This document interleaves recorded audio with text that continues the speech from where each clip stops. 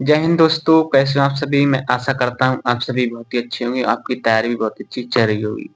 तो स्टूडेंट, आज हम पढ़ने वाले हैं 12th बायोलॉजी चैप्टर 4 वंशागति तथा विविधता के सिद्धांत। तो उससे हम पढ़ेंगे आज मेंडल के नियम के अपवाद।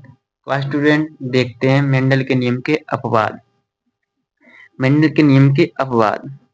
अधिकांश जीवों में लक्षणों की वंशागति मेंडल के नियमों के अनुसार होती है, लेकिन कुछ जीवों में लक्षणों की वंशागति मेंडल के नियम अनुसार नहीं होती है, जिन्हें मेंडल के नियम के अपवाद से जाना जाता है। यानी कि अधिकांश जीवों में जो लक्षणों की हमारी वंशागति है वह मेंडल के नियम अनुसार होती है, लेकिन कुछ जीवों में जो लक्षणों की वंशागति है वह मेंडल के नियम अनुसार नहीं होती है, जिसे हमने मेंडल के नियम के अपवाद से जाना जाता है। जैसे पहला है हमारा अपूर्ण प्रभावितता, दूसरा है हमारा सह प्रभावितता। तो आइए पहले हम अपूर्ण प्रभावितता देखते हैं, उसके बाद हम सह प्रभावितता देखेंगे। तो वीडियो के लास्ट तक बने रहिएगा, आज का वीडियो बहुत ही इंपॉर्टेंट होने वाला है बोर्ड एग्जाम के लिए। आइए देखते हैं अपूर्ण प्रभावितता।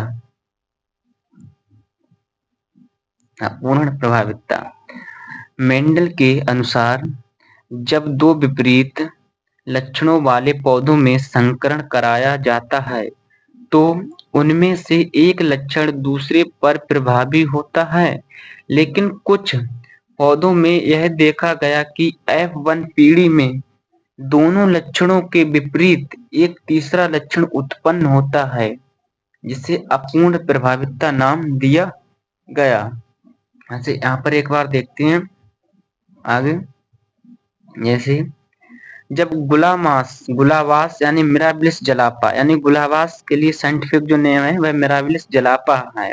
तो जब गुलावास मिराबिलिस जलापा के लाल पुष्प वाले पौधों का संकरण सफेद पुष्प वाले पौधे से कराया गया तो सभी गुलाबी पुष्प वाले पौधे प्राप्त हुए। जैसे यहाँ पर देखते हैं, यहाँ पर मेंडल साहब ने शुद्ध लाल पुष्प यानी कैपिटल आर स्मॉल यानी शुद्ध सफेद पुष्प वाले पौधे यानी शुद्ध लाल पुष्प वाले पौधों का संकरण सफेद शुद्ध पुष्प वाले पौधे से जब कराया गया तो यहाँ पर हमें सभी गुलाबी पुष्प वाले पौधे प्राप्त हुए। तो आइए संकरण करके देखते हैं एक बार।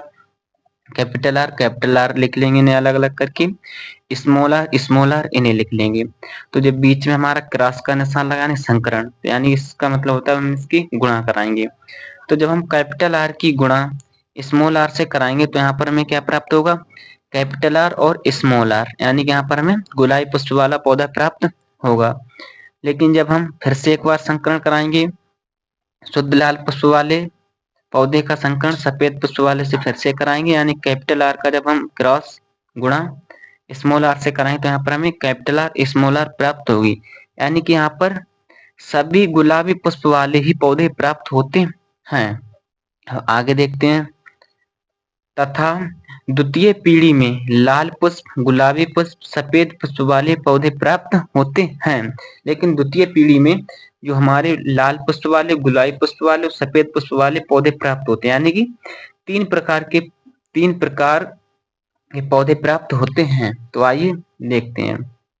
जैसे यहाँ पर जब हम सभी गुलाबी पुष्प वाले जो पौधे हमें प्राप्त हैं, जो हमारी पीढ़ी से प्राप्त पौधे में जब हम संकरण कराएंगे तो यहाँ पर ये क्या होगा? कैपिटल आर स्मॉल आर, यानी कि हमारे गुलाबी पुष्प वाले पौधे हैं।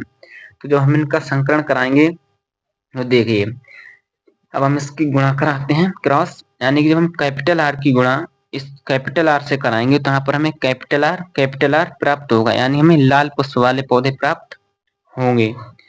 अब हम स्मॉल आर का क्रॉस कैपिटल आर से कराते हैं तो यहाँ पर हमें कैपिटल आर स्मॉल आर यानी गुलाबी पुष्प वाला पौधा प्राप्त होगा। अब हम कैपिटल आर की गुणा स्मॉल आर से कराते हैं तो यहाँ पर भी हमें कैपिटल आर स्मॉल आर प्राप्त होगा, यानी यहाँ पर जो दो पौधे प्राप्त होंगे वो सभी गुलाबी पुष्प वाले पौधे प्राप्त होंगे। अब हम स्मॉल आर की गुणा स्मॉल आर से कराते हैं तो यहाँ पर हमें स्मॉल आर प्राप्त होगा, यानी कि यहाँ पर हमें सफेद पुष्प वाले पौधे प्राप्त होंगे। अब इनका हम अनुपात देख लेते हैं, यानी एक अनुपात, यानी कि एक हमें लाल पुष्प वाला पौधा प्राप्त होता है अनुपात 2, यानी कि 2 हमें गुलाबी पुष्प वाले पौधे प्राप्त हुए अनुपात 1, यानी एक हमें सफेद पुष्प वाला पौधा प्राप्त हुआ। तो इनका जो अनुपात है तो 1:2, 2:1। तो आई होप स्टूडेंट अब हम देखते हैं सह प्रभावितता का नियम। अब देखते हैं सहप्रभाविता किसे कहते हैं। तो आइए इसमें देखते हैं, जैसे यहाँ पर सहप्रभाविता। तो सहप्रभाविता में हमारा क्या है, जब प्रभावी और अप्रभावी दोनों ही लक्षण स्वतंत्र रूप से F1 पीढ़ी में ही अपने आप को प्रदर्शित कर सकते हो तो इसे सहप्रभाविता कहते हैं। जैसे मनुष्य में रुधिर वर्ग की वंशागति। तो आई होप स्टूडेंट आप लोग अच्छी तरीके से समझ में आ गया होगा। अगर वीडियो पसंद आए तो वीडियो को लाइक करें और चैनल पे नए हो तो चैनल को सब्सक्राइब करें। मिलते हैं ऐसी नेक्स्ट वीडियो में एक शानदार टॉपिक के साथ। तो स्टूडेंट इसका एक बार स्क्रीनशॉट ले लीजिए आप लोग,